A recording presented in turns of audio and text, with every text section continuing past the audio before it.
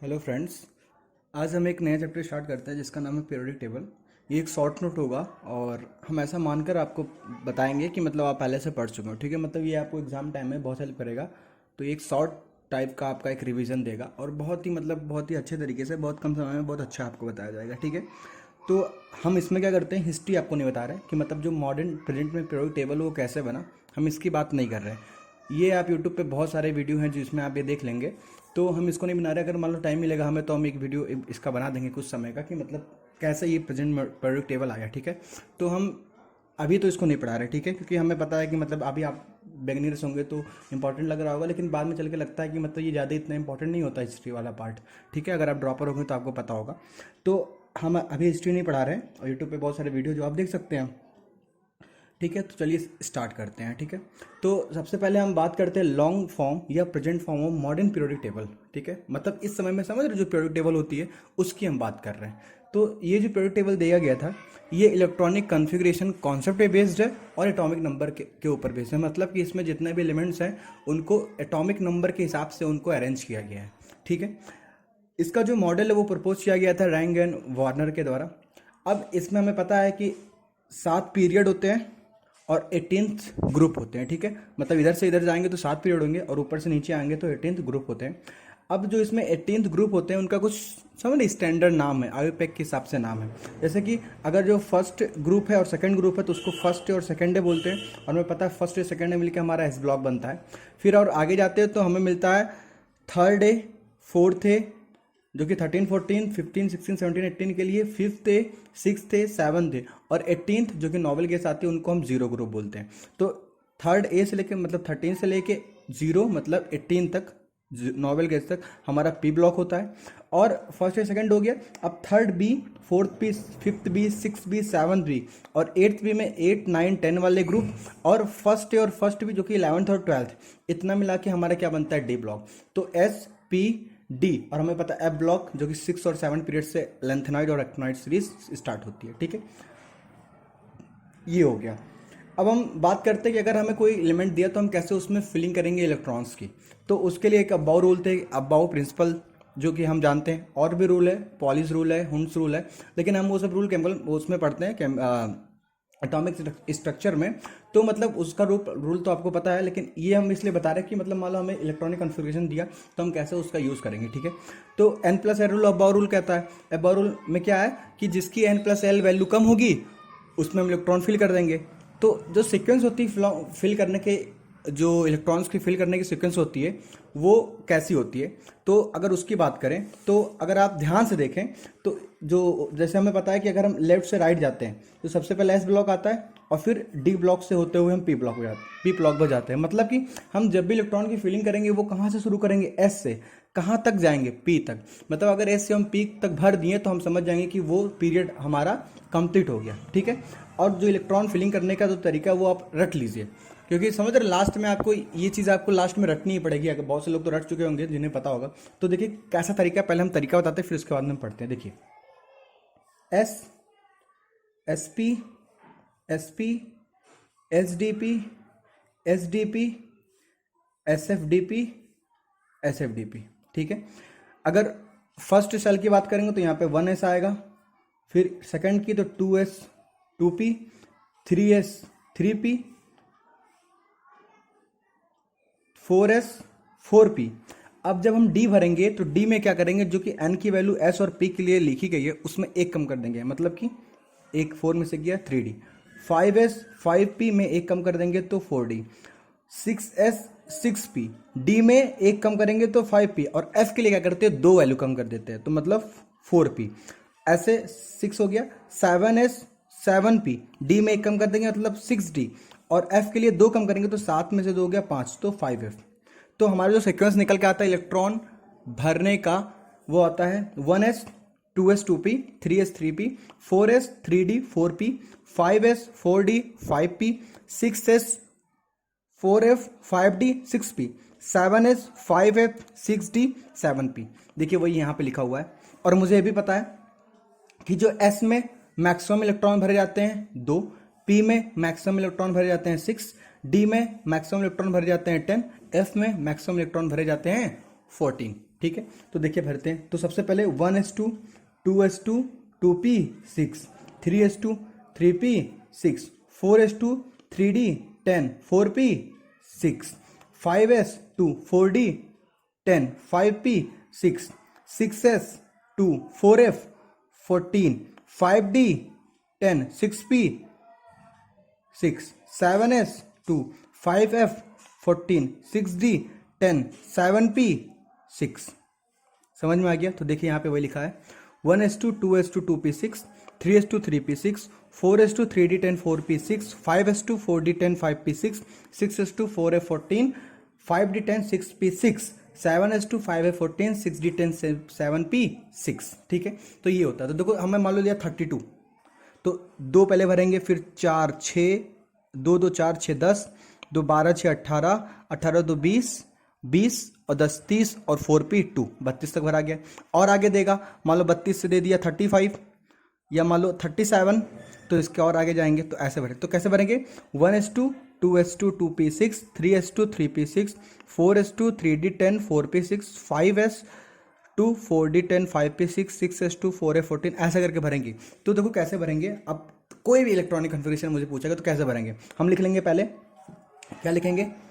S S P S P, S D P S D P, S F D P S F D P. अब वो कुछ भी पूछ ले, हम क्या करेंगे? जो वैल्यू लिखेंगे वो एन की वैल्यू लिखेंगे बस एस के लिए, पी की भी वही वैल्यू लिखेंगे, डी में एक वैल्यू कम कर देंगे जो एस पी के लिए लिखेंगे, और एफ में 2 कम करेंगे। तो देखो भरते हैं। 1 है तो सबसे पहले 1s भरेंगे, तो 1s में मैक्सिमम 2, फिर 2s 2 2p 6, 3s 2 3p 6, 4s 2, अब डी आ गया तो डी में कम कर तो 3d, 4 में से गया 3, 3d 10, p 4 का है तो 4p 6, 4 खत्म हो गया 5, 5s 2, 5 में गया 4d 10, 5 यही है तो 5p 6, ऐसे भरते चले जाएंगे।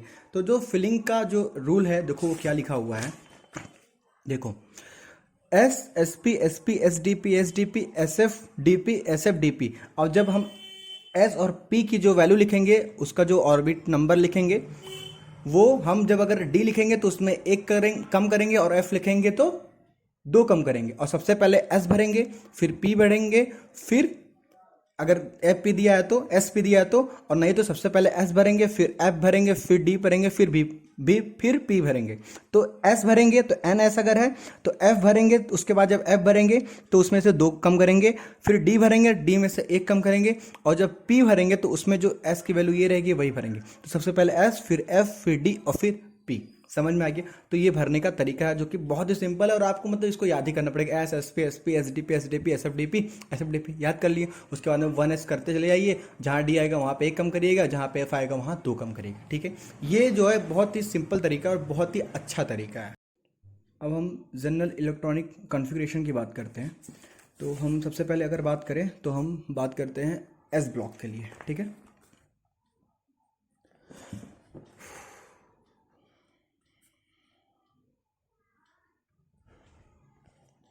देखिए अगर हम एस ब्लॉक की बात करें सबसे पहले, तो एस ब्लॉक में मान लो हम एग्जांपल लेते हैं। एग्जांपल मान लो लिखे हमने सोडियम का, तो सोडियम के इलेक्ट्रॉनिक कॉन्फ़िगरेशन की बात करें तो सोडियम का एटॉमिक नंबर 11 होता है। 11 का अगर लिखे तो सबसे पहले आएगा नियॉन 10 और फिर आएगा 3s1। ठीक है, ये हो गया इसका इलेक्ट्रॉनिक कॉन्फ़िगरेशन। अब इसका अगर देखें तो इसका सबसे बड़ा 3 है, तो हम मान लेते हैं इसको एन ऑर्बिट है। ठीक है, तो यहाँ पे देखो एन की वैल्यू, एन एस की वैल्यू क्या है? 1 है। और अगर यही मैग्नीशियम होता तो इसका एटॉमिक नंबर 12 हो जाता, तो यहाँ पे क्या हो जाता? 2। तो मतलब एन एस की वैल्यू 1 से लेकर 2 हो सकती है। तो देखो एस ब्लॉक के लिए एन एस की वैल्यू 1 से लेकर 2। अब बात करते हैं पी ब्लॉक। पी ब्लॉक की अगर बात करें तो उसमें अगर एग्जांपल लें तो मान लो हम एग्जांपल लेते हैं एल्युमिनियम। ठीक है, अगर एल्युमिनियम एग्जांपल लेंगे तो इसका एटॉमिक नंबर होता है 13। इसके लिए अगर इलेक्ट्रॉनिक कॉन्फ़िगरेशन लिखे तो नियॉन 10, फिर 3s2 और फिर आएगा 3p1। ठीक है, सबसे बड़ा है तो ये अगर हो गया n तो ये भी रहेगा n। अब अगर हम p की बात करें तो यहाँ पे जो np है वो 1 से लेकर 6 तक हो सकता है, और जो ns है वो 2 है। ठीक है, तो ns2 और np की वैल्यू 1 से लेकर 6 तक हो जाती है। तो देखो p ब्लॉक के लिए ns2 और np की वैल्यू 1 से लेकर 6 तक हो सकती है। ठीक है, अगर हम बात करें डी ब्लॉक की, डी ब्लॉक का अगर बात करें तो अगर उसका एक एग्जाम्पल है तो एक एग्जाम्पल होता है स्कैंडियम। इसका एटॉमिक नंबर कितना है? 21। अगर इसका हम इलेक्ट्रॉनिक कन्फिग्रेशन लिखें तो आर्गन जो कि 18 आता है, उसके बाद में 4s2 3d1, ठीक है। अब सबसे बड़ा 4 है तो हम इसको अगर मानते हैं n तो इसको मानेंगे n-1। अब n-1 ये d ले रहे हैं, d की वैल्यू 1 से लेकर कितना भर सकते हैं, इसका 10 तक भर सकते हैं, और s की वैल्यू 2 तक भर सकते हैं, s की वैल्यू 2 तक और d की वैल्यू 1 से लेके 10 तक। लेकिन हमें पता है कि डी ब्लॉक में एक्सेप्शन आता है, और अगर हम एक्सेप्शन की बात करें तो कौन कौन से एक्सेप्शन, मतलब कॉपर है, क्रोमियम है, पैलेडियम है। तो यहाँ पे तो एस में 1 होती है और यहाँ पे एस में 0 भी होता है। तो मतलब यहाँ पे एक्सेप्शन की वजह से क्या यहाँ पे क्या होगा, जो एस की वैल्यू है वो 2 ना होके 0 से लेके 2 तक वैरी करेगी। तो देखो डी ब्लॉक के लिए एन एस 0 से लेके 2 तक वैरी करेगी, और n-1 हम यूज़ कर रहे हैं ना डी के लिए, तो n-1 डी 1 से लेके कहाँ तक भर सकते हैं, 10 तक। तो डी ब्लॉक के लिए एन एस 0 से 2 और n-1 डी 1 से लेके 10 तक हो गया। समझ में आ गया।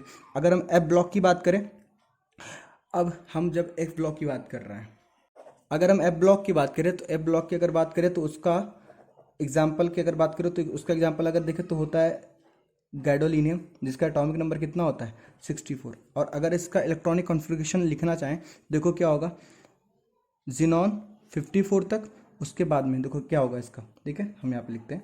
तो गैडोनिलियम 64, ठीक है, सबसे पहले जिनॉन, इलेक्ट्रॉनिक कॉन्फ़िगरेशन में जिनॉन 54 तक आएगा, फिर 6s1 5d1 4f7, इसमें सबसे बड़ा वैल्यू 6 है तो इसको मानेंगे अगर n, तो ये क्या होगा n-1 और f के लिए n-2, 6 और 4 में 2 का डिफरेंस, ठीक है। तो यहाँ ns n-1d और n-2f। अब f हम कहाँ से कहाँ तक भर सकते हैं, 1 से लेकर 14 तक भर सकते हैं, f हम 1 से लेकर 14 तक भर सकते हैं। और d की वैल्यू देखो, डी की वैल्यू थर्ड ग्रुप में ये आता है ना एफ ब्लॉक, नीचे 6 और 7th में, तो डी की वैल्यू क्या हो सकता है, 0 से लेके 1 हो सकता है। और एस की वैल्यू हम क्या भर सकते हैं, पूरा 2 तक भरा जाएगा, उसके बाद में डी का 0 से 1 तक, और फिर एफ में हम भरते चले जाएंगे।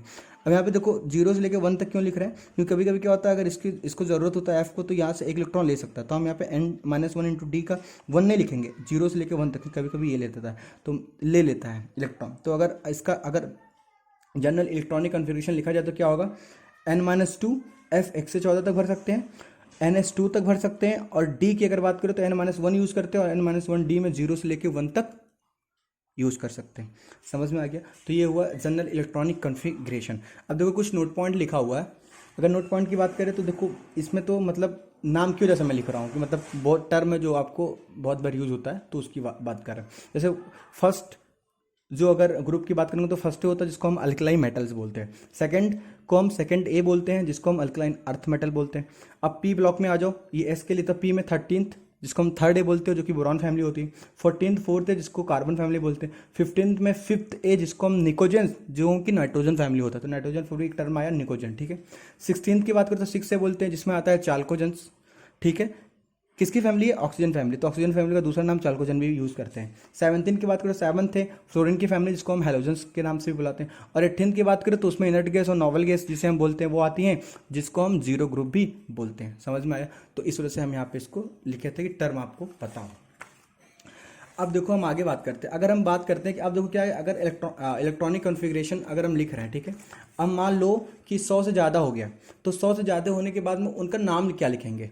तो नाम लिखने के लिए क्या हुआ कि समझ लो एक बार मान लो कोई डिस्कवर हुआ तो उसमें बहुत प्रॉब्लम होती थी कि नाम कोई कहता था हम ये रखेंगे वो रखेंगे, तो इसकी वजह से क्या हुआ कि IUPAC ने एक मतलब स्टैंडर्ड बोल दिया कि भाई देखो इस तरह नाम हम लिख रहे हैं, उसके बाद में आप कमेंट जो रखना चाहें एक बार डिसाइड कर लो, उसके बाद में रखो। तो अगर जब 100 से ज़्यादा की बात करेंगे तो उसके नॉमेनक्लेचर के लिए देखो एक कैसे यूज़ होता है, ठीक है। तो अगर हम 100 से ज़्यादा की बात करेंगे तो उसमें मान लो अगर टर्म है तो 0 1 2 3 4 5 6 7 8 9, 0 के लिए हम नील यूज करते हैं, 1 के लिए अन, 2 के लिए बाई, 3 के लिए ट्राई, 4th के लिए क्वाड, 5th के लिए पेंट, 6 के लिए हेक्स, 7 के लिए सेप्ट, 8 के लिए ऑक्ट, 9 के लिए एन, ठीक है। अब आप बोलेंगे कि यहाँ ट्राई है तो यहाँ पे टेट्रा क्यों नहीं, अगर टेट्रा होता तो टी टी सेम हो जाता, और टी टी सेम हो जाता तो हम अगर इसका सिंबल लिखते तो यहाँ पे टी टी मतलब टी क्या है, 3 3 है, 4 4 है या 3 4 है, इसी वजह से कन्फ्यूजन हो जाती है, तो यहाँ पे क्वाड बोला गया। ऐसे आप बोलोगे हेक्स की जगह हेप्ट कर सकते तो एच एच आ जाता, तो 67 है, 66 है, 77 है, पता नहीं चलता, तो यहाँ पे सेप्ट इस वजह से यूज़ किया गया। ठीक है, तो यहाँ पे क्वाड और यहाँ पे सेप्ट, यही कन्फ्यूजन रहता है जो कि हम बता दिए। तो 0 1 2 3 4 5 6 7 8 9 तक है, nil un bi tri quad pent hex sept oct enn, और जब लिख लेंगे तो उसके बाद में जो सफिक्स यूज करेंगे उसको नाम बोलेंगे ईएम, IUM ईएम। ठीक, जैसे अगर हम बात करें 101 तो 1 है तो 1 के लिए अन, 0 के लिए नील, और फिर 1 आया तो अन नील अन, और लास्ट में ईएम तो अन नील अन ईएम। ऐसे 102 के लिए तो 1 है तो अन, फिर 0 है तो नील, और फिर 2 है तो बाई, तो अन नील बाई ईएम। ठीक है, ऐसे करके 110 तक है। इसका सिंबल है UNU, इसका जो पहला लेटर है उसको हम लिख लेते हैं।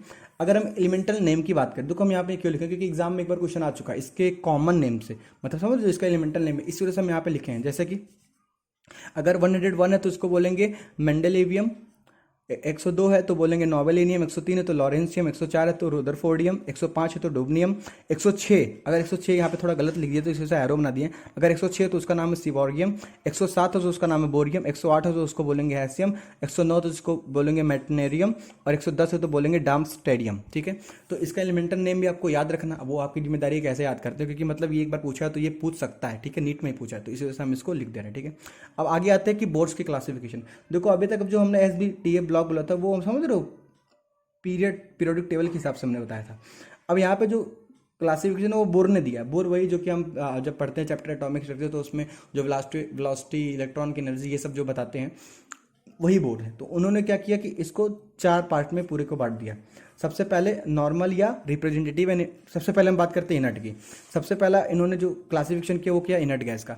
अब जब इनर्ट गैस की बात करते तो इनर्ट गैस में जो आउटर मोस्ट सेल होता है N वो कंप्लीट होता है। अब हमें पता है कि यहाँ पे कहीं आता है, अगर पीरियोडिक टेबल की बात करें तो यहाँ पे कहीं लास्ट में आता है, तो यहाँ पे ये 2 भर गया और पूरा P भर गया तो NH2 NP 6 हो जाता है, तो यहाँ पे इनर्ट गैस आ गया। तो उसका जो आउटर मोस्ट सेल होता है वो कंप्लीट होता है। इसका कॉन्फ़िगरेशन जो जनरल हुआ NH2 NP6 हुआ, और यहाँ पे helium neon argon krypton xenon radon आते हैं। तो इसमें जो 6 एलिमेंट है वही आ गया, जैसे helium neon argon krypton xenon radon. ठीक है, अब फिर आता है नॉर्मल या रिप्रेजेंटेटिव एलिमेंट। अब देखो नॉर्मल या रिप्रेजेंटेटिव एलिमेंट कौन होते हैं, जिनका जो आउटर मोस्ट सेल है ना वो क्या हो, इनकम्प्लीट हो। आउटर मोस्ट सेल क्या हो, इनकम्प्लीट हो, तो उनको हम क्या बोलेंगे, नॉर्मल या रिप्रेजेंटेटिव एलिमेंट। अब इसमें जो होंगे वो S और P ब्लॉक वाले आएंगे। अब S से P ब्लॉक वाले आएंगे, लेकिन P में क्या नहीं आएगा, नोबल गैस, क्योंकि उसको इनर्ट गैस के में डाल दिया गया है। तो अगर इसका S और P ब्लॉक वाले आएंगे जिसमें इनर्ट गैस नहीं आएंगे, इसके एलिमेंट के नंबर की बात करते हैं 38 एलिमेंट। S को गिन लो, पूरा P को गिन लो, जिसमें से वो वाली इनर्ट गैस वाली माइनस कर दो 6, तो तुम्हारा 38 एलिमेंट आ जाएगा। ठीक है, नॉर्मल या रिप्रेजेंटेटिव में। अब इसमें जो आता है वो S P वाले आते हैं इनर्ट गैस को छोड़ के। अब इसका जनरल इलेक्ट्रॉनिक कन्फिगरेशन की बात करें तो हम क्या कर रहे हैं, S भर रहे हैं और P भर रहे हैं, और P में क्या नहीं भर रहा है, इनर्ट गैस। तो देखो N वाला भरे, N से लेके S तक हम क्या भर रहे हैं, फर्स्ट ग्रुप और सेकंड ग्रुप तक भर रहे हैं। ठीक है, और फिर P वाले में क्या भरते हैं, 1 से लेके 6 तक भर रहे हैं। लेकिन अगर 1 से लेके 6 तक में क्या नहीं भर रहे हैं, लास्ट वाला, तो यहाँ पे क्या आ जाएगा 5, और यहाँ पे अगर 1 रह गया तो देखो क्या होगा, NS 1 से लेके 2 और NP 1। तो जब S फर्स्ट और सेकंड ग्रुप में जब रहता है कोई एलिमेंट तो वहाँ पे तो P भरा ही नहीं रहता, तो यहाँ पे तो 0 होना चाहिए, तो मतलब ये सेटिस्फाई नहीं कर रहा। तो अगर हम यहाँ पे 0 कर दे तो देखो क्या होता है, जब S में मतलब फर्स्ट और सेकंड ग्रुप में एलिमेंट रहेगा तो उसका 1 से 2 S ऑर्बिटल भरा रहेगा और P वाले में 0 रहेगा, तो देखो आप सेटिस्फाई हो गया ना। तो NS 1 से लेकर 2 और NP 0 से लेकर 5, 6 क्यों नहीं, क्योंकि इनर्ट गैस नहीं आता नॉर्मल या रिप्रेजेंटेटिव एलिमेंट में। तो NS 1 से लेकर 2 और NP 0 से लेकर 5, समझ में आ गया। अब बात करते हैं ट्रांजिशन एलिमेंट। ट्रांजिशन एलिमेंट की अगर हम बात करें तो इसमें कौन से होंगे, जिनका n सब सेल और n-1 दोनों, n सेल और n-1 दोनों सेल क्या हो, इनकम्प्लीट हो, वो या फिर एटॉमिक फॉर्म में हो या फिर आयनिक फॉर्म में। तो इसमें जो ट्रांजिशन एलिमेंट में जो आते हैं एटम्स वो कौन कौन से हैं, सभी डी ब्लॉक के एलिमेंट होते हैं। लेकिन किसको छोड़ दिया गया, 12th वाले को। 12th वाला कौन, सेकेंड वी, जिसमें होता है जिंक, कैडमियम, Hg मतलब मरकरी, एंड यूवी मतलब यूयू 112 मतलब 112 वाले, इनको छोड़ दिया गया है। तो अगर बात करें पूरा तो 40 होते हैं, 10 होती है 4 की, तो 10 और 40 में से 4 ही घट के तो कितना, 36 एलिमेंट। तो मतलब ट्रांजिशन में कितने एलिमेंट आ गए, 36 एलिमेंट आ गए। ठीक है, ट्रांजिशन एलिमेंट में। अब ये 4 को क्यों हटाया गया इसकी बात करें तो हम सबसे पहले मान लो बात लेते हैं जिंक। तो अगर हम जिंक की बात करें और जिंक का अगर इलेक्ट्रॉनिक कन्फिग्रेशन लिखें तो इसका होता है 30 एटॉमिक नंबर। अब अगर इसको लिखें तो 1s2 2s2 2p6 3s2 3p 6 3d 10 और 4s2। तो ये सबसे बड़ा है, तो इसको हम अगर n माने तो ये क्या हो गया, n-1 हो गया। समझ में आ गया। अब देखो 4s2 और 3s2 3p6 3d 10। अब देखो s, तो s में अगर बात हो तो 4s2 है, तो यहाँ पे 4p भी होगा, 4d भी होगा, f भी होगा। तो यहाँ पे देखो ये नहीं भरा है, तो मतलब ये पूरा पूरा जो n वाला है वो नहीं भरा है। अगर यहाँ पे बात करें n-1 की, अगर n-1 की बात करते हो तो 3s2 3p6 3d 10, ये तो पूरा पूरा कंप्लीट है। लेकिन यहाँ पे बोला अगर ट्रांजिशन एलिमेंट वो तो जिसका n-1 सेल क्या होती है, इनकम्प्लीट। तो यहाँ पे तो पूरा कंप्लीट हो गया, इसी वजह से इसको हटा गया है। जिंक, कैडमियम, Hg और यूवी को क्या कर दिया गया, हटा दिया गया है। समझ में आ गया। तो ये चारों नहीं होंगे, क्योंकि देखो यहाँ पे n-1 सबसे तो पूरा पूरा कंप्लीट हो जा रहा है, लेकिन यहाँ पे बोला गया था कि नहीं होना चाहिए। अब अगर हम बात करें n-1, तो इसका एक एग्जाम्पल ले लेते हैं। तो अगर मान लो हम आयरन लेते हैं, तो आयरन में कितना होता है 26।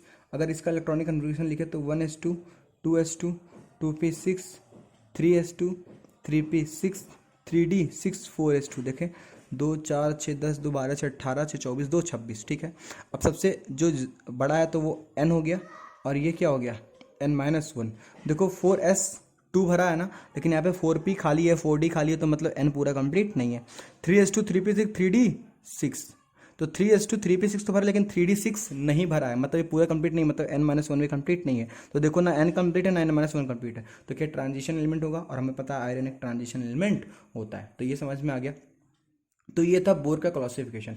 और अगर यहाँ पे देखें तो जिंक, कैडमियम, Hg और यूओबी ये ट्रांजिशन एलिमेंट नहीं है। क्यों? क्योंकि इनका 3d 10 हो जाता है, मतलब कि n-1 जो सेल होती है वो पूरी कंप्लीट हो जाती है, तो इनका एक अलग नाम दिया गया। अब देखो टिपिकल एलिमेंट क्या होते हैं, जो कि सेटिस्फाई करते हैं कोई भी अगर रूल हो। नॉन टिपिकल जो कि सेटिस्फाई नहीं करते, और ये ट्रांजिशन एलिमेंट है, ये डी ब्लॉक में रखा गया है, तो इन्हें बोलेंगे नॉन टिपिकल ट्रांजिशन एलिमेंट। तो इन चार होते हैं, जिंक, कैडमियम, Hg, यूवी, तो इनको बोलेंगे नॉन टिपिकल ट्रांजिशन एलिमेंट। समझ में आया। देखिए अब एक टॉपिक आता है जिसको हम बोलते हैं आइडेंटिफिकेशन ऑफ ब्लॉक, पीरियड और ग्रुप। इसको हम नहीं बता रहे। क्यों? क्योंकि मान लो अगर आप बिगिनर हो तो आपको लगेगा कि यार मतलब कैसे हम निकालते हैं, या सर बताते तो ठीक रहता। लेकिन देखिए क्लास में मान लो बता दी तो अच्छी बात है, यहाँ पे हम नहीं बता रहे इसलिए क्योंकि जब आप और ज़्यादा सिलेबस पढ़ लेंगे ना, और मान लो इनऑर्गेनिक जब पूरी बता दी जाएगी, तो फिर आपको लगेगा कि मतलब जितने भी ना, जब SPDF ब्लॉक सब कुछ इनऑर्गेनिक में पढ़ा दिया जाएगा, तो आपको एक एक इमेज जो है ना वो हर जगह, मतलब हर एक एलिमेंट ना आपको दिख जाएगा कि ये यहाँ पे, ये यहाँ पे। तो वहाँ पे ज़रूरत ही नहीं पड़ेगी आपको कि मतलब ये चीज़ जो बताया जाएगा पहले उसका हम यूज़ करें। तो इस वजह से हम यहाँ पे नहीं बता रहे उस टॉपिक को। समझ में आया। अब हम कुछ इंपॉर्टेंट पॉइंट्स की बात करते हैं। सबसे पहला पॉइंट है डायगोनल रिलेशनशिप। देखो इसमें क्या होता है, मान लो कोई एलिमेंट है, ठीक है, कोई एलिमेंट अपने डायगोनली रखे हुए एलिमेंट के साथ कोई प्रॉपर्टी शो करता है, तो उसको हम बोलते हैं डायगोनली वो रिलेशनशिप में है। ठीक है। जैसे मान करते हैं अगर सेकंड पीरियड की बात करें, तो देखो सेकंड पीरियड में क्या है, लिथियम, बेरिलियम और बोरॉन है, और थर्ड पीरियड में सोडियम, मैग्नीशियम, एल्युमिनियम और सिलिकॉन है। तो लिथियम है ना, वो सोडियम के संग तो प्रॉपर्टीज मैच करती है, लेकिन वो क्या करता है अपने डायगोनली प्लेस्ड मैग्नीशियम से भी प्रॉपर्टी शो करता है। कैसे? मान लो लिथियम है ना, लिथियम, तो लिथियम और उसके नीचे क्या है, सोडियम, और यहाँ पे है मैग्नीशियम। ठीक है। देखो लिथियम और सोडियम की बात करें तो सोडियम हाल ही ना के रेडियोसिटी फ्री, मतलब कि ग्रुप ए का एलिमेंट है। जो ग्रुप ए के एलिमेंट होते हैं वो क्या करते हैं, नॉर्मली आयनिक बॉन्ड फॉर्म करते हैं। जैसे सोडियम है वो NaCl बनाता है, आयनिक बॉन्ड बनाता है। लेकिन वहीं पे लिथियम क्या करता है, लिथियम बनाता है कोवलेंट बॉन्ड, और कोवलेंट बॉन्ड लिथियम बनाता है। और मैग्नीशियम क्या बनाता है, वो भी कोवलेंट बॉन्ड बनाता है। मतलब कि लिथियम की प्रॉपर्टी मैग्नीशियम की प्रॉपर्टी से मैच कर रही है, और ये दोनों डायगोनली प्लेस्ड है, तो इस वजह से डायगोनली रिलेशनशिप में है। मतलब कि लिथियम और मैग्नीशियम डायगोनली रिलेशनशिप में है। वैसे ही बेरिलियम की बात करें तो बेरिलियम जो है वो मैग्नीशियम के संग प्रॉपर्टी शो करता है, लेकिन यही बेरिलियम अपने डायगोनली प्लेस्ड एल्युमिनियम के संग भी प्रॉपर्टी मैच करता है। कैसे शो करता है, ये भी प्रॉपर्टी शो करता है। कैसे शो करता है, अगर हम बेरिलियम और मैग्नीशियम की बात करें, मैग्नीशियम क्या है, सेकेंड ए का एलिमेंट है। ठीक है। सेकेंड ए के एलिमेंट क्या होते हैं, नॉर्मली अल्कलाइन, जो सेकेंड के एलिमेंट होते हैं वो तो अल्कलाइन अर्थ मेटल होते हैं। और अल्कलाइन अर्थ मेटल की बात करें तो नॉर्मली कैसे होते हैं, बेसिक नेचर के होते हैं। लेकिन अगर बेरिलियम की बात करें तो मान लो मैग्नीशियम क्या हो गया, बेसिक नेचर का हो गया, लेकिन बेरिलियम यहाँ पे क्या होता है, एम्फोटेरिक होता है। ठीक है। और इसी तरह एम्फोटेरिक कौन होता है, एल्युमिनियम होता है। मतलब कि बेरिलियम और एल्युमिनियम की प्रॉपर्टी क्या है, सेम हो रही है, और ये दोनों कहाँ प्लेस्ड है, डायगोनली प्लेस्ड है। तो यहाँ पे बेरिलियम और एल्युमिनियम क्या है, आपस में डायगोनली रिलेशनशिप शो कर रहे हैं। ऐसे ही बोरॉन और सिलिकॉन का भी है। और ये ऐसी प्रॉपर्टी क्यों शो करते हैं? क्योंकि इनकी जो आयनिक पोटेंशियल होती है, मतलब चार्ज टू रेडियस की जो वैल्यू होती है वो सेम होती है, जिसकी वजह से प्रॉपर्टी क्या होती है? सिमिलर होती है। तो पूछेगा डायगोनल रिलेशनशिप किससे किसके बीच में होता है, तो आपको बताना पड़ेगा लिथियम मैग्नीशियम के बीच में होता है, बेरिलियम एल्यूमिनियम के बीच में होता है, बोरॉन और सिलिकॉन के बीच में होता है। ठीक है, अब बात करते हैं टिपिकल एलिमेंट की। टिपिकल एलिमेंट क्या होते हैं? टिपिकल एलिमेंट वो एलिमेंट होता है कि मान लो कि कोई एलिमेंट है एक्स, वो अपने ग्रुप के जितने भी एलिमेंट है उसकी प्रॉपर्टी इससे मैच कर रहा, तो ये एक टिपिकल एलिमेंट कहलाएगा। जैसे यहाँ पे थर्ड पीरियड एलिमेंट की बात करें तो sodium magnesium aluminium silicon phosphorus sulphur chlorine, तो ये सभी क्या है? टिपिकल एलिमेंट है। क्यों टिपिकल एलिमेंट है? बिकॉज ये रिप्रेजेंट करते हैं जो प्रॉपर्टी वो उनकी जो रिस्पेक्टिव ग्रुप में जितने भी एलिमेंट है सबकी प्रॉपर्टी इनसे मैच करती है। लेकिन हम सेकंड पीरियड को क्यों नहीं बोल रहे? क्योंकि वो भी तो एक ग्रुप में आता है। लेकिन चलिए ठीक है, हम एक एग्जाम्पल की बात करें। सेकंड पीरियड में क्या इसके ऊपर आएगा नाइट्रोजन, इसके ऊपर आएगा नाइट्रोजन और इसके नीचे आएगा फास्फोरस। ये सेकंड पीरियड का एलिमेंट है और ये क्या है? थर्ड पीरियड का एलिमेंट है। ठीक है, अब नाइट्रोजन की बात करें तो नाइट्रोजन क्या बनाता है? NCl3, लेकिन फास्फोरस PCl3 भी बनाता है और PCl5 भी बनाता है। क्यों? क्योंकि देखो इसकी साइज छोटी है, इसकी साइज बड़ी है, और यहाँ पे क्या है? हमें पता है इसके पास d ऑर्बिटल भी है, और अगर इसके पास d ऑर्बिटल तो ये क्या करता है? अपना इलेक्ट्रॉन को एक्साइट करके यहाँ पे अनपेड कर देगा, अनपेड करने के बाद में वो PCl5 भी बना देगा। लेकिन नाइट्रोजन वहीं पे NCl5 नहीं बना पाएगा, वहाँ पे NCl5 नाइट्रोजन नहीं बना पाएगा। तो इसकी प्रॉपर्टी देखो क्या सब पे मैच की? नहीं मैच की। लेकिन फास्फोरस की बात करो तो ऐसी प्रॉपर्टी इसके नीचे पाकिस्तान, ऑस्ट्रेलिया, सब भिखारी, इस सब भी जो आएंगे ना तो इसकी तरह इसकी प्रॉपर्टी शो करेंगे। मतलब कि फास्फोरस की जो प्रॉपर्टी है वो उसके नीचे वाले जितने भी एलिमेंट है ग्रुप के उसकी प्रॉपर्टी मैच कर रही है, तो हम इसको बोल देंगे कि भाई ये एक क्या है? टिपिकल एलिमेंट है। लेकिन यहाँ पे नाइट्रोजन को नहीं बोलेंगे क्योंकि नाइट्रोजन जो है वो छोटा है, उसके डी ऑर्बिटल नहीं, बाकी सबके पास है, तो इसकी प्रॉपर्टी और सभी से मैच उतनी नहीं कर रही है। समझ में आ गई? तो हम टिपिकल एलिमेंट किसको बोलेंगे? थर्ड पीरियड एलिमेंट को। तो आपको पूछा जाएगा कि बताओ टिपिकल एलिमेंट किस पीरियड के एलिमेंट हो? थर्ड पीरियड के, जिसका नाम है sodium magnesium aluminium silicon phosphorus sulphur chlorine. समझ में आ गया? अब हम बात करते हैं ट्रांस यूरेनिक एलिमेंट। देखो ट्रांस यूरेनिक एलिमेंट क्या है? ट्रांस यूरेनिक, यूरेनियम के बाद आने वाले जितने भी एलिमेंट हैं उनको बोलेंगे ट्रांस यूरेनिक। और ये जो एलिमेंट है वो मैन मेड होते हैं और आर्टिफिशियल होते हैं। और जो ये ट्रांस यूरेनिक एलिमेंट होते हैं वो कैसे बनते हैं? जो यूरेनियम होती है ना उसके जो न्यूक्लियर रिएक्शंस हो रहे हैं, उसका जो हम न्यूक्लियर रिएक्शंस करवाते हैं यूरेनियम का, तो उससे जो इसके बाद वाले 92 के बाद में एलिमेंट होते हैं वो यूरेनियम से न्यूक्लियर रिएक्शंस के बाद बनते हैं। तो देखो transuranic element having atomic number more than 92 are man made in artificial and they are made up of uranium by nuclear reactions. देखो एक्टिनाइड सीरीज की बात करें तो थोरियम से स्टार्ट होता है, यूरेनियम 92 पे है, इसके बाद 92 के बाद 93 से लेकर 103 जो कि है ब्लॉक में आता है, और 104 से 112 यूयूवी कितना डी ब्लॉक में आता है। तो मतलब यहाँ से लेकर यहाँ तक पूरा कौन से एलिमेंट हो गया? ट्रांस यूरेनिक, क्योंकि यूरेनियम के बाद आ रहे हैं, ये मेन मेड और आर्टिफिशियल है। और ये कैसे बनते हैं? जब हम यूरेनियम का न्यूक्लियर रिएक्शंस करवाते हैं तो ये एलिमेंट हमें मिलता है। समझ में आ गया? अब यहाँ पे कुछ मतलब पॉइंट्स है जो आपको एज सच याद रखने होते हैं। जैसे पहला है फर्स्ट मेन मेड एलिमेंट। तो फर्स्ट मेन एलिमेंट हमें पूछा जाएगा तो हमें बोलना होगा टेक्नीशियम। ठीक है, अगर पूछेगा फर्स्ट मेन मेड लैंथेनाइड कौन है तो हमें बोलना पड़ेगा पीएम क्या है? प्रोमेथियम। तो पूछेगा लैंथेनाइड में फर्स्ट मेन मेड कौन है? तो प्रोमेथियम। ठीक है, और यहाँ पे तो एक स्टेटमेंट जो पूछ लिया जाता है कौन सही है कौन गलत, इस तरह करके। जितने भी एक्टिनाइड्स वो रेडियो एक्टिव तो होते हैं, लेकिन सभी लैंथेनाइड रेडियो एक्टिव, देखो जितने भी एक्टिनाइड होते हैं वो रेडियो एक्टिव होते हैं, लेकिन जितने लैंथेनाइड होते हैं वो आर्टिफिशियल या मेन मेड नहीं होते हैं। इसका एक्सेप्शन क्या है? पीएम। ठीक है, एक्सेप्ट पीएम की बात कर रहे हैं, अगर पीएम को छोड़ दे तो ये हो गया। The group containing most electropositive element कौन है? देखो the group containing most electropositive element, most electropositive element कौन होते हैं? वो एलिमेंट जो कि इलेक्ट्रॉन निकालने की टेंडेंसी क्या हो? ज्यादा हो। तो इलेक्ट्रोपॉजिटिव मतलब क्या? जो इलेक्ट्रॉन को जल्दी निकाल दे, यानी इलेक्ट्रॉन निकालने की टेंडेंसी ज्यादा हो। तो वो कौन होंगे? फर्स्ट ए वाले होंगे जो कि इलेक्ट्रॉन निकालने की टेंडेंसी ज्यादा हो, तो मोस्ट इलेक्ट्रोपॉजिटिव होंगे, तो ग्रुप फर्स्ट है।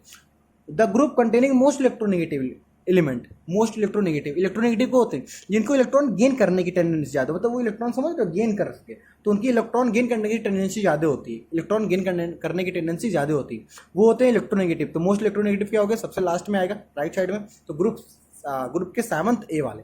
समझ में आ गया?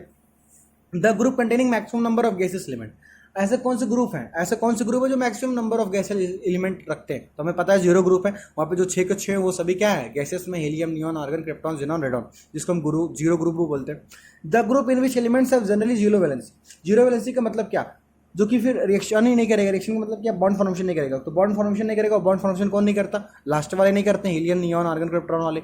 तो मतलब वो क्या? 0 ग्रुप या 18th वाले। ठीक है, अगर हम पीरियोडिक टेबल की बात करें तो कितने गैसेस एलिमेंट है? तो अगर हम बात करें पीरियोडिक टेबल में तो जो गैसेस एलिमेंट है वो है 11। Hydrogen, nitrogen, oxygen, fluorine, chlorine, ये 5 तो हैं। संग में नॉवल गैस कितने? 6, helium, neon, argon, krypton, xenon, radon, तो 6 5 11।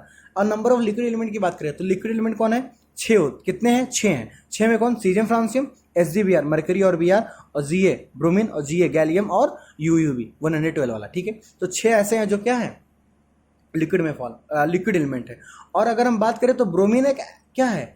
ऐसा नॉन मेटल है जो किस फॉर्म में करता है? एग्जिस्ट करता है लिक्विड फॉर्म में। मतलब ब्रोमीन एक ऐसा एलिमेंट है, ब्रोमीन एक ऐसा एलिमेंट है जो कि लिक्विड फॉर्म में एग्जिस्ट करता है, ठीक है।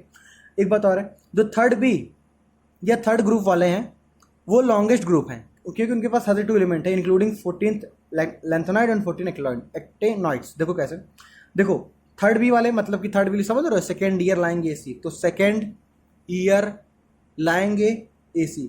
यहाँ पे लाइन से के बाद 14 क्या आता है? लेंथेनाइड आता है, और उसके बाद में 14 और क्या आता है?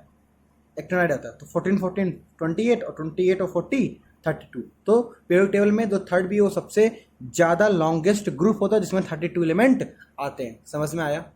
अब हम पीरियोडिसिटी की बात करते हैं। देखो पीरियोडिसिटी से पहले भी हम मैजिक नंबर की बात करते हैं, ठीक है। देखो मैजिक नंबर नहीं पढ़ा रहे हैं। देखो मैजिक नंबर क्या होता है? मैजिक नंबर क्या होता है? मैजिक नंबर एक ऐसा नंबर है, मैजिक नंबर है जो कि कुछ समय बाद जो प्रॉपर्टी है ना वो क्या हो जाती है? मैच कर जाती है, मतलब सेम हो जाती है।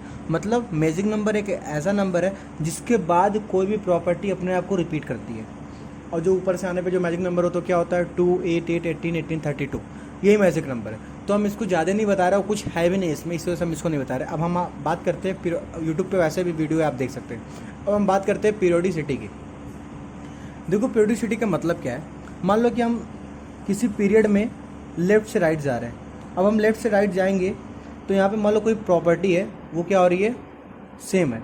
मतलब कोई प्रॉपर्टी है वो अपने आप को रिपीट करती है, मान लो जेड इफेक्टिव। अब मान लो हम टॉप से बॉटम जा रहे हैं, टॉप से बॉटम जा रहे हैं तो मान लो एटॉमिक साइज लगातार बढ़ रहा है।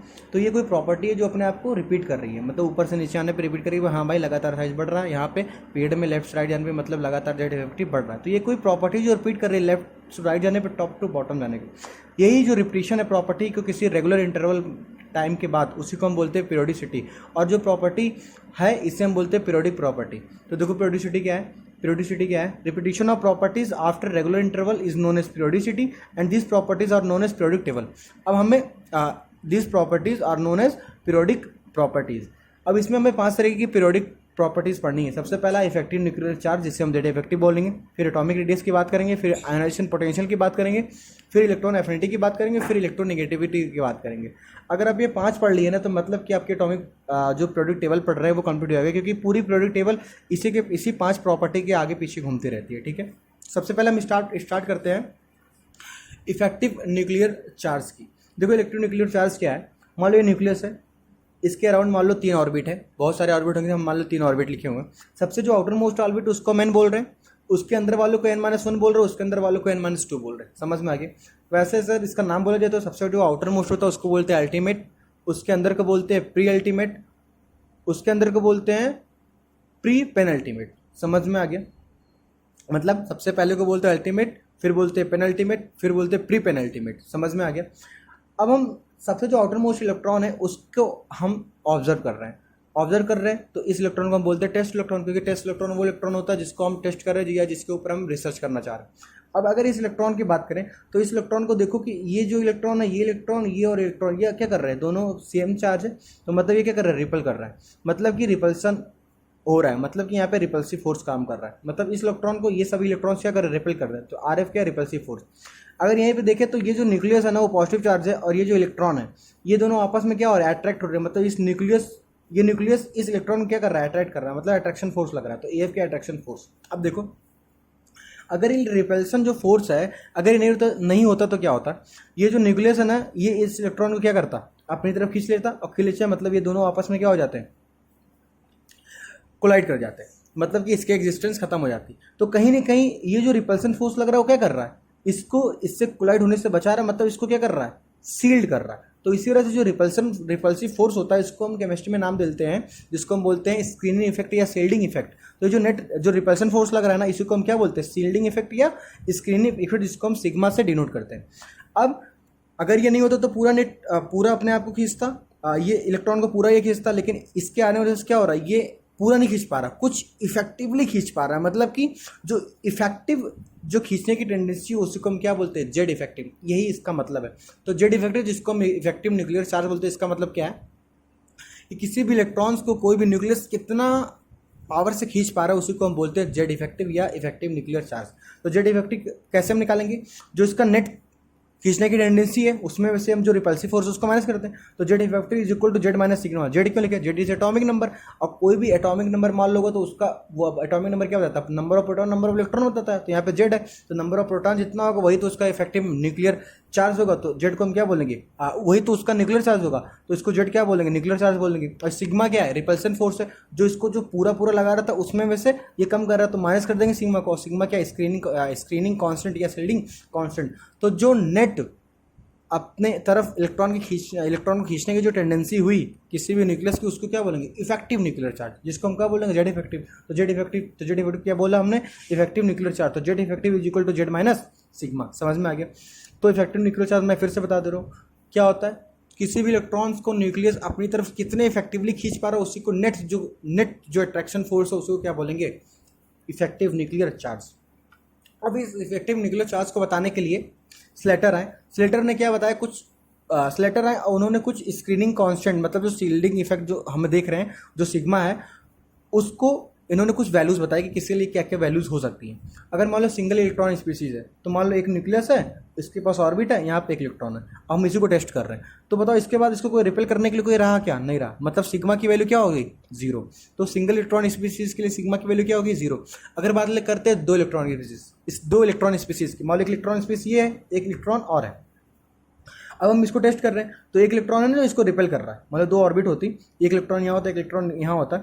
तो यहाँ पे मान लो इलेक्ट्रॉन इसको हम टेस्ट कर रहे हैं, तो एक इलेक्ट्रॉन हो ना इसको रिपेल करने के लिए, तो एक इलेक्ट्रॉन की रिपल्सन यहाँ पे है। तो मतलब अगर दो इलेक्ट्रॉन स्पीसीज की बात करें, मतलब कि मान लो हीलियम की बात करें, तो वहाँ पे जो सिग्मा की वैल्यू होगी वो 0.30 होगी।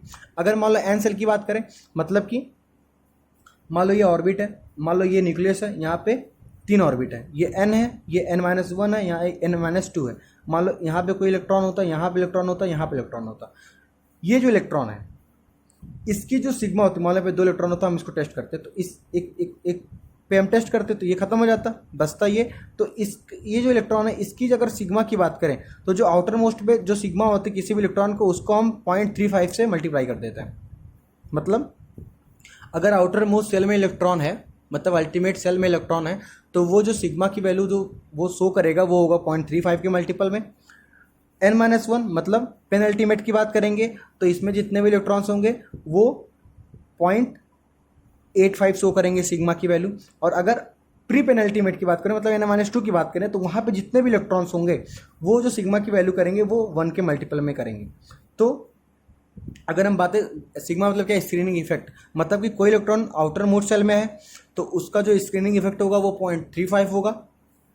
अगर पेनल्टीमेट में आता है, मतलब n-1 में आता है, तो उसका जो स्क्रीनिंग इफेक्ट होगा वो 0.85 होगा। और अगर प्री पेनल्टीमेट में आता है तो उसका जो स्क्रीनिंग इफेक्ट होगा वो 1 होगा किसी इलेक्ट्रॉन के लिए। अब मान लो 5 इलेक्ट्रॉन के लिए है तो 5 से मल्टीप्लाई करेंगे, यहाँ पे 3 है तो 3 से मल्टीप्लाई कर देंगे, यहाँ पे 2 है तो 2 से मल्टीप्लाई कर देंगे। फॉर एग्जाम्पल अगर हम इसको एग्जाम्पल्स की बात से अगर देखें, तो मान लो हम बेरिलियम लेते हैं, तो बेरिलियम में कितना होता है एटॉमिक नंबर 4, तो 4 का मतलब 1s2 2s2 होता है ना, तो यहाँ पे 2s2 है ना। अब यहाँ पे तो 2s2 में हम एक तो टेस्ट लेंगे, उसको हम टेस्ट करेंगे, तो टेस्ट करेंगे उसके ऊपर, तो एक तो यहाँ पे कितने इलेक्ट्रॉन बचा, एक इलेक्ट्रॉन। यहाँ पे कितने इलेक्ट्रॉन है, 2। ये क्या हुआ अल्टीमेट, तो अल्टीमेट में एक इलेक्ट्रॉन होता है, एक इलेक्ट्रॉन को किससे मल्टीप्लाई करेंगे 0.35 में, प्लस 2 इलेक्ट्रॉन है और ये अल्टीमेट है, ये पेनल्टीमेट है, और पेनल्टीमेट के लिए क्या फैक्टर होती है 0.85, तो इसको मल्टीप्लाई करेंगे 0.85, तो इसको और इसको ऐड कर देंगे तो इसका जो नेट सिग्मा आएगा वो ये आएगा। और अगर जेड इफेक्टिव की बात करेंगे तो Z effective is equal to Z minus sigma. यहाँ पे जेड क्या है, न्यूक्लियर चार्ज मतलब एटॉमिक नंबर जो होती है, एटॉमिक नंबर यहाँ 4 है, तो 4 माइनस सिग्मा की वैल्यू ये आ जाएगी, तो इसको यहाँ पे रख देंगे, तो यही आ गई जेड इफेक्टिव। समझ में आ गया, इस तरह निकालते हैं। समझ में आया। तो ये स्लेटर्स थे मतलब कि अगर सिंगल इलेक्ट्रॉन स्पीसीज तो भाई एक टेस्ट करेंगे, जिसके ऊपर टेस्ट करेंगे वही रहेगा, बाकी कोई नहीं रहेगा, तो सिग्मा की वैल्यू 0 हो जाएगी क्योंकि उसको रिपल्सन करने के लिए कोई नहीं है। अगर 2 इलेक्ट्रॉन स्पीसीज है तो एक पे हम टेस्ट करेंगे, बाकी बचा एक, और एक बचेगा तो उसको 0.30 बोलेंगे सिग्मा के लिए। स्क्रीनिंग इफेक्ट की बात करेंगे, स्क्रीनिंग कांस्टेंट की बात करेंगे, और अगर आउटर मोस्ट सेल की बात करेंगे तो 0.3 के मल्टीपल में होगा। अगर n-1 मतलब पेनल्टीमेट की बात करेंगे तो 0.85 में, और प्री पेनल्टीमेट मतलब n-2 की बात करेंगे तो वो 1 के मल्टीपल में होगा। मतलब सिग्मा की वैल्यू मतलब स्क्रीन इफेक्ट की वैल्यू, स्क्रीन कांस्टेंट की वैल्यू 1 के साथ 1 के मल्टीपल में होगी। ठीक है, अगर हम बात करें सेम सेल के शिल्डिंग इफेक्ट के बारे में, मतलब कि मान लो हम 4 ऑर्बिट नंबर 4 लिए, इसमें 4s 4p 4d 4f है, तो इसमें स्क्रीन इफेक्ट क्या होगा? तो देखो इसको समझने के लिए देखो क्या है, एस क्या होता है स्फेरिकल, पी क्या होता है डम्बल, डी क्या होता है डबल डम्बल, और एफ क्या होता है कॉम्प्लेक्स। एस एस क्या है स्फेरिकल, मतलब इसके जितने भी इलेक्ट्रॉन क्लाउड वो एक जगह है।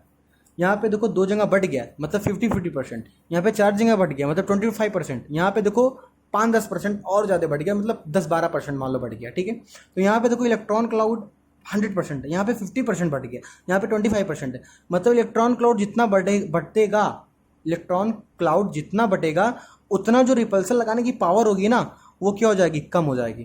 तो मान लो यहाँ पे क्या है 100%, तो ये 100% रिपेल करेगा, यहाँ पे 50% हो गया तो मतलब 50% से रिपल्सन देगा। तो यहाँ पे देखो 50% रिपल्सन मतलब सिग्मा की वैल्यू यहाँ पे 50% हो गई, यहाँ पे 25%, यहाँ पे 10-12%, यहाँ पे 100%, क्योंकि ये पूरा एक जगह क्लाउड है तो पूरा 100% वो रिपेल करेगा। तो सबसे ज़्यादा सिग्मा की वैल्यू एस होगी, फिर पी, फिर डी और फिर एफ। तो सेम सेल में अगर शिल्डिंग इफेक्ट की बात करेंगे तो सिग्मा की value S P D F होगी। अब यहाँ पे देखो डी 25% हो गया ना, तो ये तो बहुत कम हो गया, 100% कहाँ 25%, तो ये क्या हो गया पुअर। लेकिन एफ की बात करेंगे तो इसका तो 10-12% है, मतलब ये वेरी पुअर इसका शिल्डिंग इफेक्ट हुआ, डी का पुअर शिल्डिंग इफेक्ट हुआ। इसका हम इस्तेमाल आगे करेंगे। ठीक, अब हम बात करें जेड इफेक्टिव की, तो Z effective directly proportional to charge है और negative proportional to negative charge है, मतलब directly proportional to positive charge है और inversely proportional to negative charge है। देखो कैसे, पॉजिटिव चार्ज का मतलब क्या, एक इलेक्ट्रॉन लूज हुआ, पॉजिटिव चार्ज का मतलब वो कि एक इलेक्ट्रॉन लूज हुआ। इलेक्ट्रॉन लूज हुआ का मतलब क्या, मान लो 10 इलेक्ट्रॉन था, वो है 9 इलेक्ट्रॉन, तो 10 इलेक्ट्रॉन में जो इलेक्ट्रॉनिक रिपल्सन होगा इंटर इलेक्ट्रॉनिक रिपल्सन को ज़्यादा होगा और 9 में क्या होगा कम।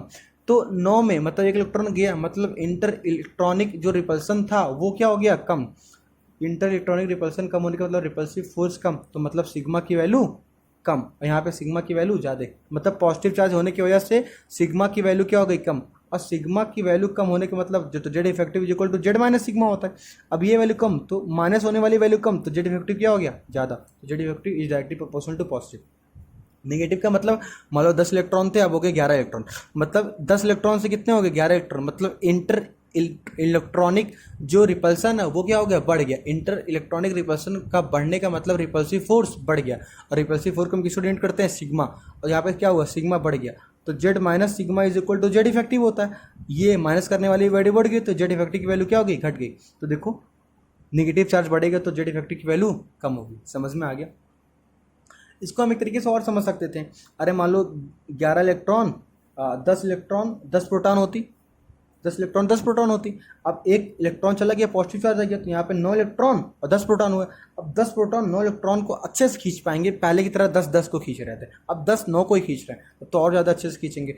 ऐसे मान लो 11 इलेक्ट्रॉन है और 10 प्रोटॉन है, पहले क्या था 10-10 था, तो 10 प्रोटॉन 10 इलेक्ट्रॉन को खींच रहा था, लेकिन अब क्या 10 प्रोटॉन को 11 इलेक्ट्रॉन खींचना पड़ रहा है, मतलब और समझ रहे हो ज़्यादा इलेक्ट्रॉन ज़्यादा हो गए, मतलब इनको खींचना समझ रहे हो 10-11 को खींच रहा है, तो खींचने की टेंडेंसी यहाँ पे क्या हो जाएगी कम। तो यहाँ पे कम होने के मतलब क्या जेड इफेक्टिव की वैल्यू क्या हो जाएगी कम, अगर इलेक्ट्रॉन नंबर बढ़ गया। समझ में आ गया। अब हम इसको different ions of same element के लिए बात कर सकते हैं, और जेड इफेक्टिव हम आइसो इलेक्ट्रॉनिक स्पीसीज में भी इसका यूज़ करके हम इसका यूज़ करके हम बता सकते हैं। जैसे अगर एग्जाम्पल की बात करें, जैसे मान लो नाइट्रोजन है, अब ये नाइट्रोजन है, एक है प्लस एक न्यूट्रल एक निगेटिव। तो देखो अगर हम इसके जेड इफेक्टिव की बात करें, न्यूट्रल और एन प्लस है, एन और एन प्लस, ठीक है। एन प्लस का मतलब क्या, प्लस चार्ज है, मतलब एक इलेक्ट्रॉन निकला, मतलब इंटर इलेक्ट्रॉनिक एट जो रिपल्सन था वो क्या हो गया कम हो गया, और कम हो गया तो मतलब सिग्मा की वैल्यू कम हो गई, तो जेड इफेक्टिव क्या हो गया बढ़ गया, तो इसका जेड इफेक्टिव ज़्यादा है। यहाँ पे देखो यहाँ पे इलेक्ट्रॉन क्या हो रहा है, एन से एन माइनस मतलब इलेक्ट्रॉन बढ़ रहा है, इलेक्ट्रॉन बढ़ रहा है मतलब इंटर इलेक्ट्रॉनिक जो रिपल्सन वो क्या हो रहा है बढ़ रहा है, मतलब सिग्मा की वैल्यू बढ़ रहा है, तो जेड माइनस सिग्मा मतलब माइनस होने वाली वैल्यू बढ़ रही, तो जेड सिग्मा की वैल्यू क्या हो जाएगी कम, तो मतलब इसकी वैल्यू इससे क्या होगी कम, तो जेड इफेक्टिव की ये वैल्यू आ गई। ठीक है, ये ऑर्डर आ गया। अगर ये तो किसके लिए था, पहला वाला जो था for different ions of an element, दूसरा वाला फॉर आइसोइलेक्ट्रॉनिक स्पीसीज की बात करेंगे। जैसे एग्जांपल्स की अगर हम बात करें तो मान लो H माइनस है, Li प्लस है, Ba+2 है, B+3 है। अब यहाँ पे देखो सभी में कितने इलेक्ट्रॉन है, 2 इलेक्ट्रॉन स्पीसीज है ना, सेम इलेक्ट्रॉन होना अलग अलग स्पीसीज में आइसो इलेक्ट्रॉनिक हो गया। अब यहाँ पे देखो इलेक्ट्रॉन सेम है, इलेक्ट्रॉन सेम होने का मतलब क्या, इंटर इलेक्ट्रॉनिक रिपल्सन सेम है। तो अब हम किसके देख सकते हैं, हम जेड की वैल्यू देख सकते हैं। यहाँ पे देखो बोरॉन का एटॉमिक नंबर 4 मतलब न्यूक्लियर चार्ज 4, यहाँ पे 3, यहाँ पे 2, यहाँ पे 1। देखो न्यूक्लियर चार्ज ज़्यादा है मतलब जेड की वैल्यू ज़्यादा, सिग्मा तो कॉन्स्टेंट, जेड ज़्यादा तो जेड इफेक्टिव की वैल्यू ज़्यादा। समझ में आ गया, ये हो गया इलेक्ट्रॉनिक आइसो इलेक्ट्रॉनिक स्पीशीज के लिए। तो देखो हम इसको भी बता चुके और आपको इसे भी बता चुके, समझ में आ गया। अब हम एक डाटा की बात करते हैं। मान लो हम एलिमेंट लिए और उसकी हम जेड इफेक्टिव की बात कर रहे हैं, एक्सपेरिमेंटल डाटा मान लो है, जैसे lithium, sodium, potassium, rubidium, caesium और फ्रांसियम है। जो लिथियम की अगर जेड इफेक्टिव की बात करते हैं वो है 1.30, और सोडियम, इन सब की वैल्यू जो एक्सपेरिमेंटली आती है वो 2.20, 2.20, 2.20, 2.20। इसका मतलब क्या है, हाँ ली ना की रबड़ी सस्ती फ्री, ऊपर से नीचे आने पे बस थोड़ा सा एक बार बढ़ा, बाकी सब कांस्टेंट है, मतलब ओवरऑल ऊपर से नीचे आने पे जेड इफेक्टिव की वैल्यू क्या हो जाएगी, कांस्टेंट। समझ में आ गया।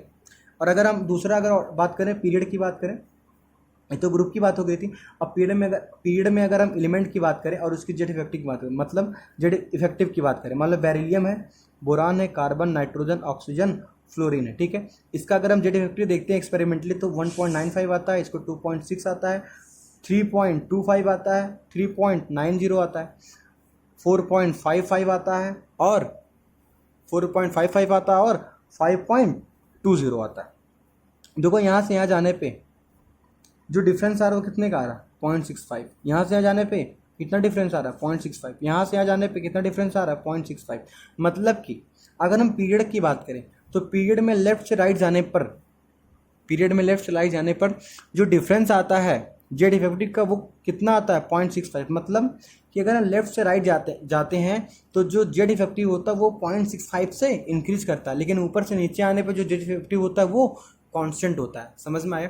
तो अगर वही चीज़ हम यहाँ पे देखिए बताना चाह रहे हैं कि अगर जेड इफेक्टिव की बात करें तो लेफ्ट से राइट आने पर, मतलब पीरियड में मूव करने पर लेफ्ट से राइट 0.65 से इंक्रीज करेगा, लेकिन ऊपर से नीचे आने पर जेड इफेक्टिव क्या होगा, कांस्टेंट। समझ में आया। तो एक्सपेरिमेंटल ये आपको ध्यान रखना होता है। समझ में आया। अब हम एटॉमिक रेडियस की बात करते हैं। हमें 4 एटॉमिक रेडियस पढ़ना है, कोवेलेंट, मेटेलिक, वंडरवॉल और आयनिक। तो सबसे पहले हम कोवेलेंट की बात करते हैं। देखो कोवेलेंट जो रेडियस होता है, जब कोई कोवेलेंट रेडियस फॉर्म होता है तो उसमें क्या होता है, जब 2 एटम आते हैं तो वो आते हैं तो वो ओवरलैप कर जाते हैं। तो देखो यहाँ पे जब 2 एटम आते हैं तो वो ओवरलैप कर जाते हैं। तो अगर इनका रेडियस हमें लिखना हो, कोवेलेंट रेडियस अगर हमें लिखना हो, तो यहाँ पे जो इनका सेंटर इनके बीच की जो दूरी होगी उसका जब हाफ कर देंगे तो हमें क्या मिल जाएगा, कोवेलेंट रेडियस मिल जाएगा। ठीक है। अगर मेटेलिक रेडियस की बात करें तो मेटल्स क्या होते हैं, सॉलिड होते हैं। तो ये जब आते हैं आपस में तो यहाँ पे समझ रहे हो, मतलब ये ओवरलैप नहीं करते हैं, बस ये अटैच हो जाते हैं। तो यहाँ पे मेटेलिक रेडियस हो तो इनके बीच का जो डिस्टेंस है उसका हाफ करेंगे तो हमें मेटेलिक रेडियस मिल जाएगा। ठीक है। अगर आप वंडरवॉल रेडियस की बात करें तो वंडरवॉल रेडियस हमें किसमें देखने को मिलता है, नोबेल गैस में, क्योंकि वहाँ पे कोई बॉन्ड फॉर्मेशन होता नहीं, बस एक अट्रैक्शन होता है जिसको हम वंडरवॉल अट्रैक्शन बोलते हैं, जो कि हम केमिकल बॉन्डिंग में पढ़ेंगे। तो यहाँ पे क्या नॉर्मली का अट्रैक्शन होता है, तो यहाँ पे पास भी नहीं आते, थोड़े दूर दूर ही रहते हैं। तो इनके सेंटर और इनके सेंटर के बीच की जो दूरी उसका जब हाफ करेंगे तो हमें क्या मिलेगा, वंडरवॉल रेडियस मिलेगा।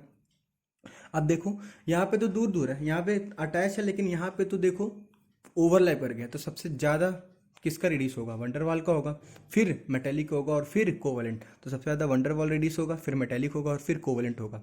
और हम एक्सपेरिमेंटली ये देखा गया है कि जो वंडरवॉल रेडियस होता है वो लगभग जो कोवेलेंट रेडियस होता है उसका 2 गुना होता है।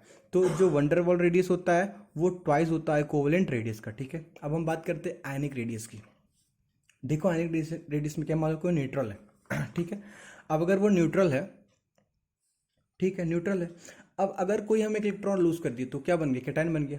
अब एक इलेक्ट्रॉन लूज किए तो हमें फिर वही पिछला वाला अगर देखा जाए तो एक इलेक्ट्रॉन लूज किए तो इंटर इलेक्ट्रॉनिक रिपल्सन क्या हो गया, कम हो गया। तो सिग्मा की वैल्यू कम होगी, तो जेड माइनस सिग्मा में सिग्मा कम माइनस होने वाली वैल्यू कम होगी, तो जेड इफेक्टिव क्या हो गया, बढ़ गया। और जेड इफेक्टिव बढ़ गया तो वो क्या करेगा, अपनी ओर खींचेगा इलेक्ट्रॉन्स को, तो साइज़ क्या हो जाएगी, छोटी। तो ए प्लस का साइज़ छोटी होगी ए का, तो ए प्लस का साइज़ छोटा होगा ए से। अब वही एनायन की बात करते हैं। जब कोई इलेक्ट्रॉन गेन कर लेता है न्यूट्रल एटम तो एनायन बन जाता है। जब एनान आ गया तो इंटर इलेक्ट्रॉनिक रिपल्सन बढ़ गया, तो सिग्मा की वैल्यू बढ़ गई, तो माइनस होने वाली वैल्यू बढ़ गई, तो जेड इफेक्टिव क्या हो गया, कम, और जेड इफेक्टिव हो गया कम, तो वो खींच नहीं पाएगा, मतलब उसकी जो रेडियस है वो क्या होगी, एक्सपेंड कर गई, तो जो एनान की रेडियस होगी वो ए के रिस्पेक्ट में बढ़ जाएगी, तो ए माइनस जो होगा वो ज़्यादा हो जाएगी रेडियस उसके रिस्पेक्ट में, न्यूट्रल ए के रिस्पेक्ट में। समझ में आया। अब हम बात करते हैं फैक्टर्स अफेक्टिंग एटॉमिक साइज। अगर हम पीरियड की बात करते हैं, अगर हम पीरियड में जाएंगे तो पीरियड में मुझे पता है पीरियड में जाने से क्या होता है, जेड इफेक्टिव बढ़ता है, और जेड इफेक्टिव बढ़ेगा तो खींचने की टेंडेंसी बढ़ेगी, और खींचने की टेंडेंसी बढ़ेगी तो एटॉमिक रेडियाई कम हो जाएगी, तो मतलब atomic radii is inversely proportional to Z effective होगा।